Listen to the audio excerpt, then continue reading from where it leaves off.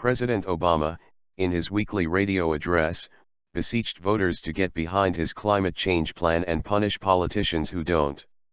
He may want to be careful what he asks for. Several of those lawmakers come from the president's own party. Coal state Democrats have been as scathing as any Republican in reaction to the president's plan, unveiled Tuesday in a speech at Georgetown University. The pushback was almost immediate, and a glaring signal of the trouble Obama may encounter as he charges ahead with new restrictions on coal-fired power plants.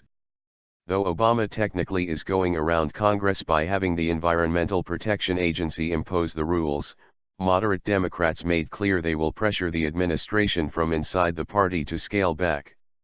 They carry a simple message: the regulations will kill jobs, but working with the coal industry to improve its own clean coal technology won't. West Virginia Democratic Senior Joe Manchin, calling the president's plan a war on America, delivered one of the most forceful rebuttals in an interview with Fox News. "It's just ridiculous. I should not have to be sitting here as a U.S. Senator, fighting my own president and fighting my own government," he told Fox News. "I will continue to reach out, but I need a partner here. I don't need an adversary." Manchin argued that the coal industry has the technology to reduce emissions. But he said the government, rather than work with the industry, is setting unattainable standards.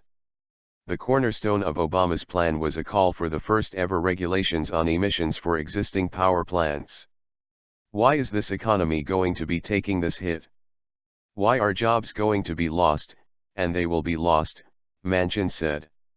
North Dakota Democratic Senior Heidi Heitkamp echoed the remarks, backing the overall intent of addressing climate change but accusing Obama of amplifying the war on coal with regulations that choke off good-paying American jobs. She, too, said the government should encourage investments in technologies that cut emissions with clean coal technology.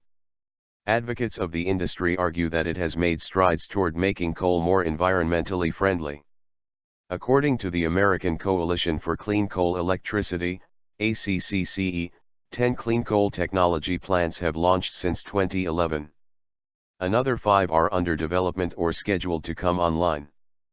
But the industry claims to be struggling to both make those investments and meet the demands of federal regulations. Group President Robert M.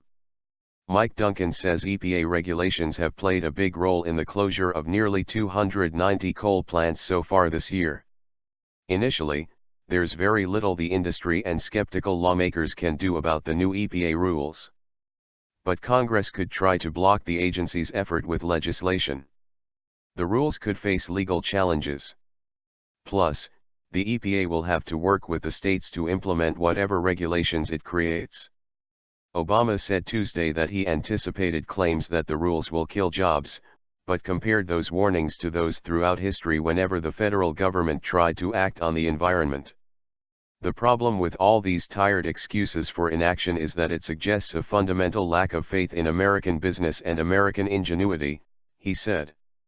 Obama said he's willing to work with lawmakers but said, "I don't have much patience for anyone who denies that this challenge is real. We don't have time for a meeting of the Flat Earth Society." He underscored that point in Saturday's radio address. Urging voters to act, he said, "Educate your classmates and colleagues, your family and friends. Speak up in your communities.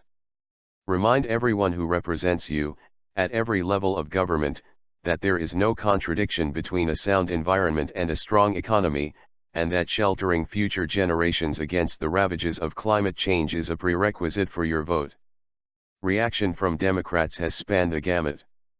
Manchin's West Virginia colleague, Democratic Republic Nick Rahall, called the president's plan misguided, misinformed and untenable.